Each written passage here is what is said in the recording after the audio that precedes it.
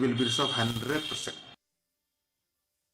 The Commissioner and Secretary, Health and Family Welfare Department, Joram Beda, today said that he was shocked to learn that in Meghalaya there is no registered organ donation or transplantation organization. He was speaking in a program on deceased organ donation and the way forward at MIIT Dhanketi. Beda said that due to the legal provisions in Transplantation of Human Organs Act 1994, there are a lot of procedures involved in it. He said that there is huge potential in the deceased organ donation, but unfortunately, there is one area which has not been explored, particularly in the northeast. He said that there is no proper organ storage system, and for that reason, many of the patients who have a brain stem die. Their organs cannot be stored, therefore, organ transplantation becomes impossible.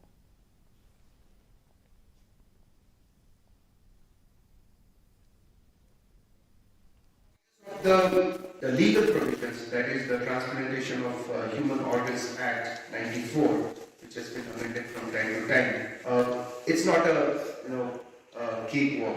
You just get a transplantation. There's a lot of procedures in place, and the transplantation can be either from a near related donor, or it can be out of affection, or it can be out of disease. A very huge potential lies in the deceased organ donor.